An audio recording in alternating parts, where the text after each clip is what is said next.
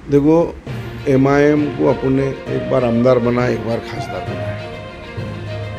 क्या किए क्या नहीं किए पूरे औरंगाबाद शहर को मालूम है कि भाई उन्होंने क्या काम किए। अब वो मैं बताना भी नहीं चाहता। मुसलमानों ने पूरे चुन के देने के बाद दिए उनको, उनके लिए कुछ काम करे क्या काम होगा औरंगाबाद का। उन्होंने हमेशा बोलते कि इसीलिए कांग्रेस ने करी।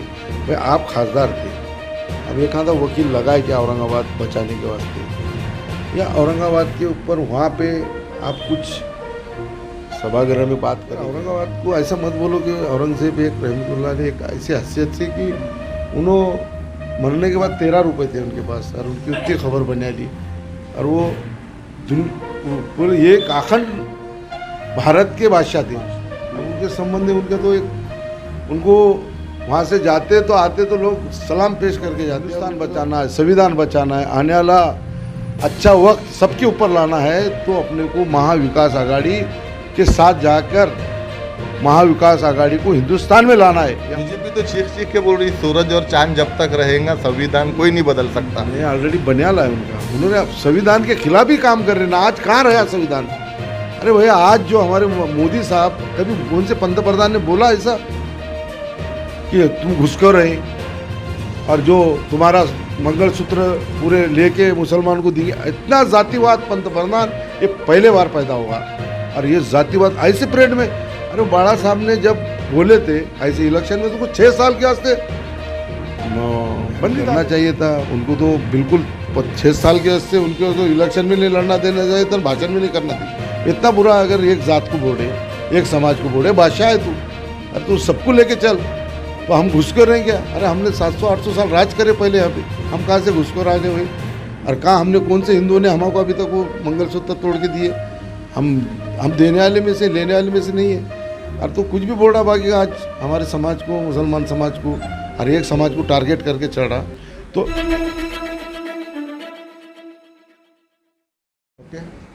वेलकम दोस्तों, स्वागत है आपका मेरे चैनल में, आप तक डिजिटल में। आज हम मौजूद है यहाँ के औरंगाबाद ज़िले के जो अध्यक्ष है शरफुद्दीन मुल्ला साहब।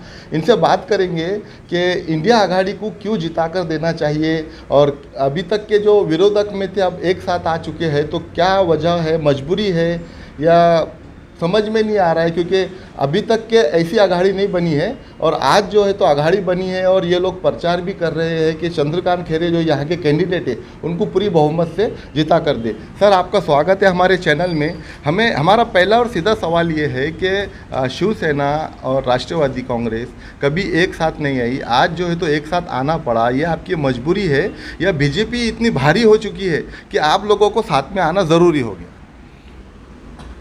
देखो, ये महाविकास आघाड़ी जब बनी आज से 2-2.5-3 साल पहले, मगर आज का जो माहौल है, आज पूरे हिंदुस्तान में, महाराष्ट्र में आज जो माहौल बना, और बीजेपी ने जो कांग्रेस, राष्ट्रवादी, शिवसेना, उनमें के लोग जो 40-40 लोग फोड़कर जब उसके तरफ ली, हालांकि उनके पास 106 है, फिर उसके शिवसेना के 40 लिए, राष्ट्रवादी के 40 लिए, कांग्रेस के जो हर चीज़ दी, कांग्रेस ने चौहान साहब को, उनके वालिद को हर चीज़ दी। 2 बार मुख्यमंत्री उनके वालिद को बनाए, गृह मंत्री बनाए, इनको 2 बार मुख्यमंत्री बनाए। उसके बाद में भी बीजेपी के पास वो कब जाते, उनका जुमेरात के दिन सभागृह के अंदर उनका प्रस्ताव एक दाखिल करते कि भाई आदर्श घोटाले का इतना बड़ा घोटाला महाराष्ट्र में नहीं हुआ। जुमेरात के दिन, जुम्मे के दिन दिन भर बहस चलती, उसमें हमारी सुप्रिया ताई भी बहुत बात करी कि भाई उसके अंदर वो निकल गए, आई नहीं। मगर जुम्मे के दिन बहस चलती और शनिचर के दिन उन्होंने दोपहर तक नॉट रीचेबल होते, और शनिचर के दिन दोपहर से जाके राजीनामा दे देते उन्होंने पूरे पद का। इतवार के दिन प्रवेश कर देते, पीर के दिन खासदार बनते। जो 4 दिन 5 दिन पहले उसके ऊपर इतना बड़ा घोटाला बोलने के बाद उसको 5वें दिन खासदार बनाया उन्होंने। आज जो अजीत दादा को हमारे वो पंतप्रधान बोल रहे थे कि 70,000 का घोटाला एनसीपी के नेता ने करे, हम उनको छोड़ेंगे नहीं। तीसरे दिन उनको उप मुख्यमंत्री बनाते और उनको उनके पास ही चाबी देते अर्थ खाते की, ये और ले ले कितने लेने के। लेकिन ये देखा गया है कि जो भी मंत्री का घोटाला निकलता है वो अगर बीजेपी ज्वाइन करता है तो दूध का धुला बन जाता है। इसको आप किस नज़र से देखते हैं? देश किस तरफ जा रहा है? तुमने देख लिया कि भाई जितने भी गए, राणे गया, अशोक चौहान गया, अजीत पवार गया, उसके बाद में तुम्हारे मुशर्रफ साहब गए, भुजबल साहब गए, सब के नील हो गए। जैसा जाते जो उनके पास पूरे नील, और जैसा मुख्यमंत्री, 2 मुख्यमंत्री के ऐसे हाल करके रखे कि बेचारों के पास कुछ भी नहीं निकला, तो भी उनको बिल्कुल अभी भी जामीन नहीं दे रहे। आज मुख्यमंत्री रहने के बाद वो इंजेक्शन को तरस रहा, उसको इंजेक्शन भी नहीं दे रहे, कोर्ट ने बोलने के बाद आज उसको इंजेक्शन मिल रहा जी है। बिल्कुल। अगर औरंगाबाद ज़िले की बात की जाए तो लोकसभा का इलेक्शन चालू है और बहुत ज़ोरदार जो है तो यहाँ पे एक धमाका मचा हुआ। एक तरफ महाविकास आघाड़ी है, एक तरफ इंडिया आघाड़ी है, जिसके जो है तो चंद्रकांत खैरे कैंडिडेट है और महाविकास आघाड़ी के संदीपान भुमरे है।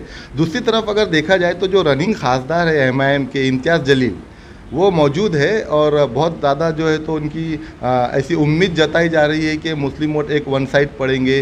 दूसरा, अभी कल हाल ही में जो है तो अफसर खान ने प्रेस कॉन्फ्रेंस ली और उनको जो है तो वंचित बहुजन आघाड़ी का टिकट मिल गया। तो ये जो पूरा समीकरण है, इसको आप किस नज़र से देखते हैं? देखो, एमआईएम को अपन ने एक बार आमदार बनाया, एक बार खासदार बनाया, क्या किए क्या नहीं किए पूरे औरंगाबाद शहर को मालूम है कि भाई उन्होंने क्या काम किए। अब मैं बताना भी नहीं चाहता, बोलना भी नहीं। इलेक्शन है, आप बोल सकते हैं। भाई मैंने जो काम किया, जो तो खासदार से, मगर मैं जब मेरे वार्ड के अंदर में एक नगर सेवक बना, अल्लाह के करम से जो आज़ादी के बाद ना ईदगाह हो गई थी, तो मैंने आज ईदगाह बनाया। वहाँ आज 30-35 हज़ार लोग नमाज पढ़ रहे हैं। जो मेरे वार्ड में महानगर पालिका का स्कूल भाड़े से था, मैंने उसकी जगह लेकर बेहतरीन बिल्डिंग, जो पूरे शहर में बिल्डिंग नहीं ऐसी लाइब्रेरी के साथ जो मैंने जो बनाया, तो मैंने जगह भी फ्री बिल्डर से लेके, कारपोरेशन के कोई एक पैसा नहीं, तो आज मैंने वो स्कूल बनाया।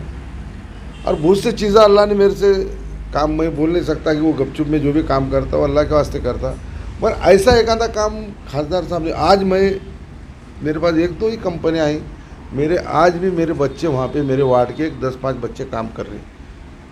वैसा कुछ खासदार साहब ने एक आधा कुछ प्रोजेक्ट लाए क्या, कहीं एक आधे का 100-2 5-5 बच्चे वगैरह इतने कंपनियाँ थे, अगर 1-1 2-2 5-5 बच्चे लगाए क्या, या ठीक है एक आधी बड़ी कंपनी आने के बाद उसके अंदर कोई आई क्या, या मुसलमानों ने पूरे चुन के देने के बाद दिए उनको, उनके लिए कुछ काम करे क्या काम होगा औरंगाबाद का। उन्होंने हमेशा बोलते कि एनसीपी ने, कांग्रेस ने करी।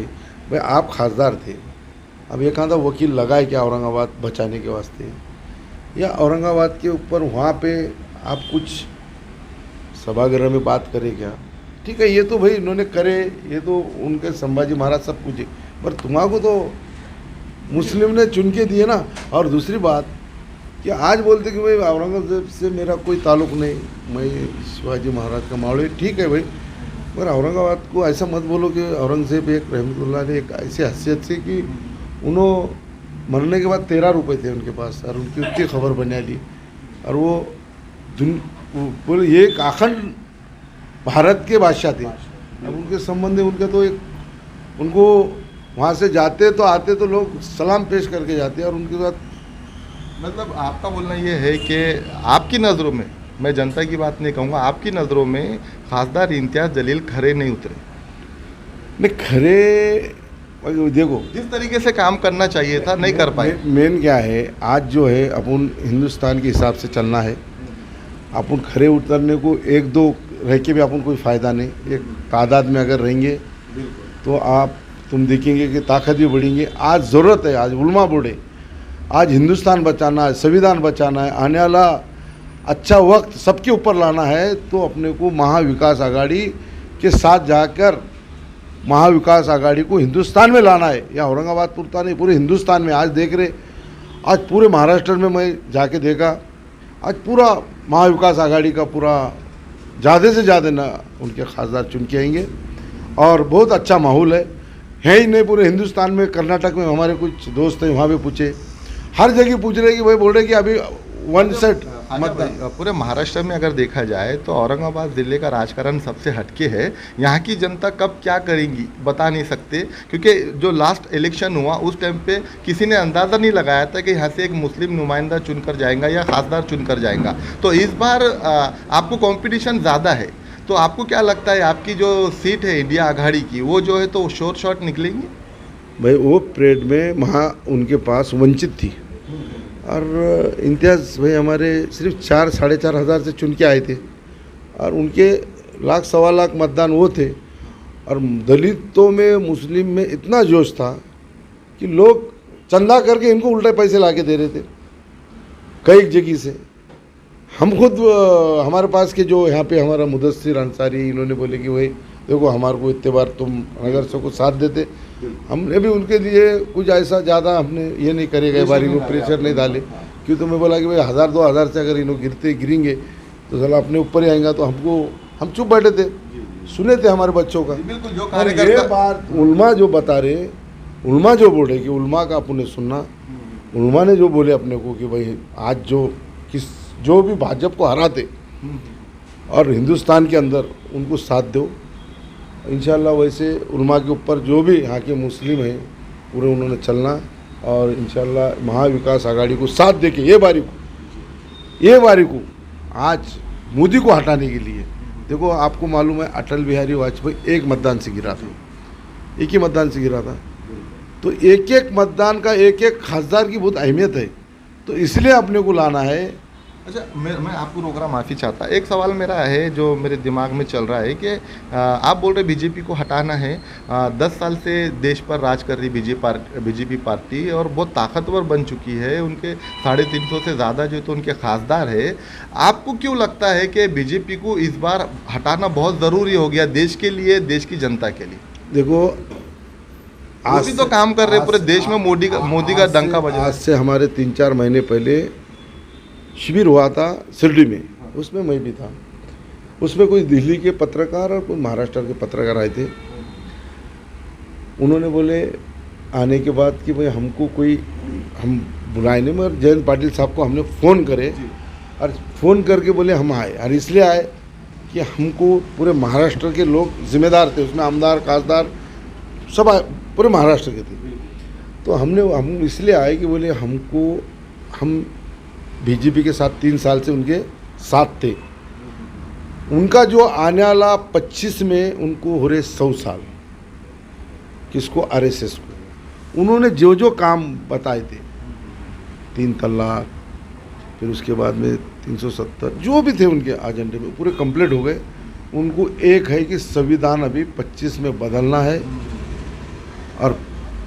और उनका जश्न, उनका संविधान ऑलरेडी सब बने वाला है। बीजेपी तो चीख के बोल रही सूरज और चांद जब तक रहेगा संविधान कोई नहीं बदल सकता। नहीं, ऑलरेडी बने वाला है उनका। उन्होंने संविधान के खिलाफ ही काम कर रहे ना। आज कहाँ रहा संविधान?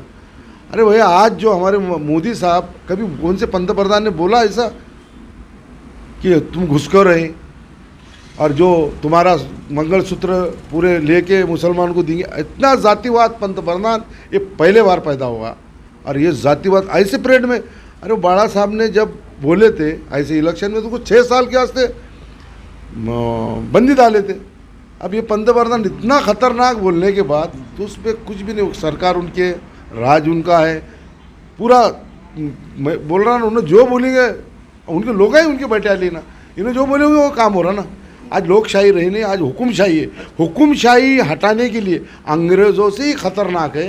अंग्रेज़ तो भी सबको लेके चलते थे, मगर ये सिर्फ उनके ही लोग, गिने चुने लोग उनको लेके चल रहे। जी बिल्कुल, हमने भी देखा है कि जब अगरचे कोई जातिवाद पर भाषण दे देता या कोई अलग, इलेक्शन कमीशन की एक गाइडलाइन होती है लेकिन वो अब नज़र नहीं आती। देखिए ना, अभी मोदी साहब ने इतना बुरा बोले, आज मुसलमानों के ऊपर घुसखोर रही। उनको बैन करना चाहिए था।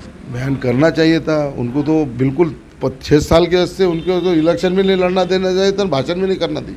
इतना बुरा अगर एक जात को बोले, एक समाज को बोले, बादशाह है तू, अरे तू सबको लेके चल, तो हम घुसखोर हैं क्या? अरे हमने 700-800 साल राज करे पहले यहाँ पे, हम कहाँ से घुसखोर आ गए भाई?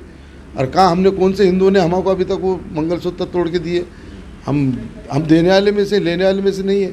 और तो कुछ भी बोल रहा बाकी का, आज हमारे समाज को, मुसलमान समाज को, हर एक समाज को टारगेट करके चढ़ रहा।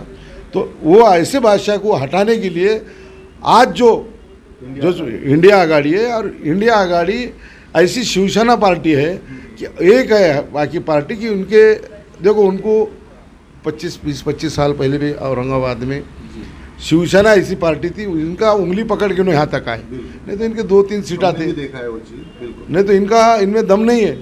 शिवसेना के ही जान पे इन्होंने उड़ा मारते थे अभी तक। अगर इनके शिवसेना जाने के बाद बकलाए वाले हो, इनमें दम नहीं है बाकी का। लेकिन बीजेपी महाराष्ट्र में ताकतवर बनने के बाद में सभी पार्टियों पे असर पड़ा, कांग्रेस हो, राष्ट्रवादी हो, वंचित हो, सभी पार्टियों को हम देख रहे हैं कि एकदम तिलमिलाए हुए हैं। अरे भाई क्या करेंगे, रणगाड़े चला रहे, जेल में डाल रहे, अब क्या हल करे? देखो ना यूपी का, हर साल एक आदमी को मारे, जो खासदार आमदार जो उनका दबदबा था, और आज भी बोल रहे रहने वालों को हम मार देंगे। अच्छा वो चले उनको मार, जो जहर अगर मरता नहीं तो जहर दे के मार रहे, जहर नहीं देता तो गोला निकाल के मार रहे, किसको इंजेक्शन दे के मार रहे, मारे कि नहीं मारे? आज शाहबुद्दीन गया, फिर वो अंसारी गया, फिर उसके बाद में तुम्हारे वो खासदार 2-3 गए ना यार। 3 साल में 3-4 लोगों को मारेंगे, और कितने लोग मारेंगे कि अकेली सरकार है। तो अब यहाँ तो भी कैसा है, 2-3 जनों मिल के बोल के उनको कुछ करने से नहीं आ रहा, नहीं तो यहाँ पे भी करते थे उन्होंने, उससे बुरे हाल करते थे यहाँ पे। तो अच्छा, मेरा जो अगला सवाल है बहुत अहम सवाल है, ये जनता का सवाल मैं सीधे आपसे पूछ रहा हूँ। ये जो हमारे साथ में मौजूद है ख्वाजा शरफुद्दीन मुल्ला, ये राष्ट्रवादी के शहर जिला अध्यक्ष है औरंगाबाद के, और शरद पवार गठ में ही है। इनसे ये सवाल जनता ने जो मुझे कमेंट किया है वो मैं इनसे पूछने जा रहा हूँ। और सवाल ये है कि जो लोग गवर्नमेंट नौकरियों के लिए तरस रहे थे, जिनकी उम्र 2014 में 22 साल थी, अब वो 32 के हो चुके हैं, उनकी एज जो ओपन में आते हैं उनकी एज जो है तो गवर्नमेंट सर्वेंट नौकरियों से अब निकल चुकी है, बाहर आ चुके हैं वो। उनके लिए इंडिया आघाड़ी क्या करेंगी अगर चुनकर आते हैं? और अभी जो लोग एग्ज़ाम दे रहे हैं, जो सपने देख रहे हैं, जैसे रेलवे है, आपको बोलो मिलिट्री है, पुलिस है, ये सब चीज़ों को मोदी सरकार ने लॉक मार के रख दिया है। अब यहाँ पे भर्ती भी नहीं होती है, और लोग एग्ज़ाम दे दे के जो है तो सिर्फ अपने घरों पर बैठे हैं, बेरोज़गारी फैली हुई है देश में। आप देश में ऐसा क्या कारनामा करेंगे जिससे ये सब दूर हो जाए? ये जनता का सवाल। हमारी इंडिया आघाड़ी आएंगी तो इंशाल्लाह, अगर उनको नौकरी की उनकी डेट अगर ख़त्म भी होगी, ऐसे लोगों को हम लोन देंगे, उनको नौकरी नहीं, उनको मालक बनेंगे हम, छोटे छोटे लोन देंगे। उद्योग जो हमारे पास आज पैठन से वहाँ तक जो कंपनियाँ वहाँ पे जगह लेके तैयार है, रोड बन के तैयार है, मगर ये 5-7 साल में कुछ काम नहीं हुआ। ये महाविकास आघाड़ी के टाइम में ही वो जगह लिए गई थी। उसके अंदर ऐसे जो उद्योग, छोटे छोटे उद्योग है, उन्होंने नौकरी पढ़ा ले, लिखा ले, मगर आज परेशान है।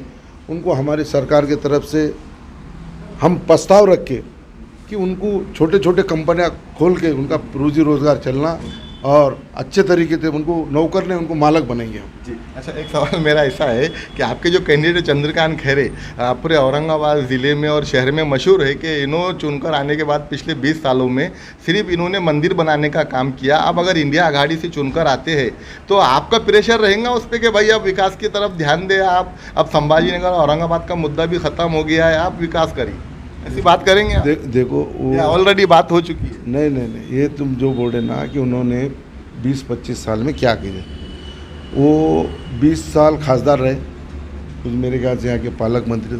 तुमको मालूम है 30 साल पहले औरंगाबाद कैसा था? वो आज कहाँ तक है? मतलब जब मीडिया नहीं थी, उनके पीरियड में जो भी आए कंपनियाँ आए, सेंद्रा एमआईडी से आ गई, बाकी जो भी एमआईडी से आए, मगर ये 5 साल में नहीं आए, उसके पहले आए ना, मगर वो बताए नहीं उन्होंने, बाकी का बोले नहीं।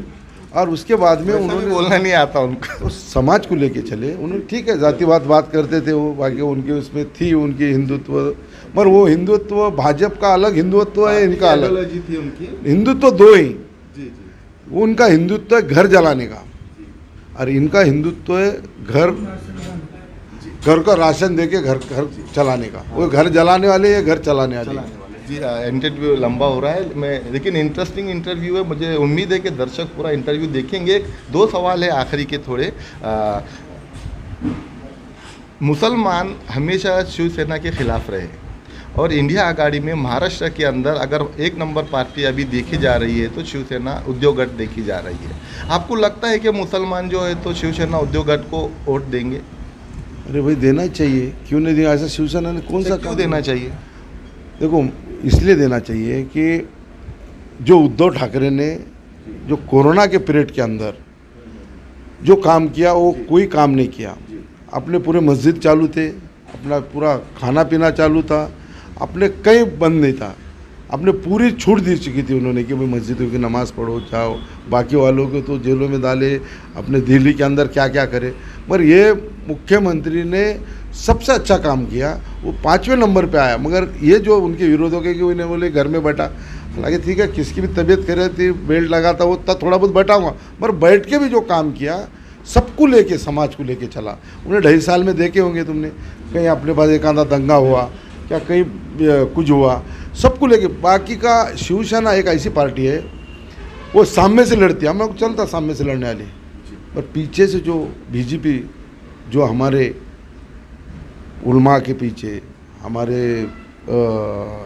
कुरान के पीछे, जो हमारे जो शरीयत के पीछे, जो हमारे शरीयत को जो ख़त्म करने का जो काम कर रही है बीजेपी कर रही है। शिवसेना आगे से लड़ती है, हम चलते ना, शहीद हुए तो हम शहीद का दर्जा है, चलता। अगर झगड़ा हुआ तो आमने सामने चलता ना, पर ये पीछे से जो करते, जो हमारे शरीयत के ऊपर आज क्या क्या नहीं करे शरीयत पे, बताओ तुम।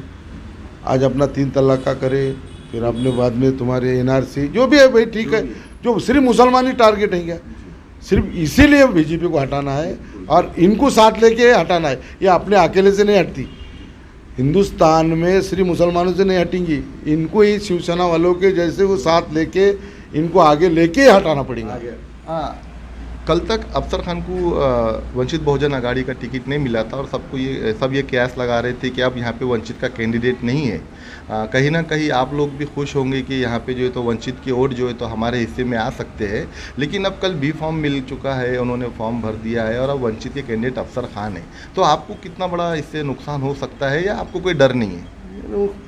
ऐसे बहुत से ठहरते रहते ना, उसमें एक पार्टी थोड़ी ठहरती नुकसान। अरे भाई जो वंचित को मानने वाले वंचित को मतदान देंगे, जो पार्टी को मानने वाले उसको देंगे, और जो पढ़ा लिखा है, जो जानबूझ रखता है कि आने वाले वक्त में क्या होने वाला है, वो ऐसे लोग महाविकास आघाड़ी को देंगे। और हिंदुस्तान बचाने को, संविधान बचाने को ऐसे लोग देके खैरे को चुन के लेके आएंगे। अच्छा, यहाँ किससे फाइट है आपकी?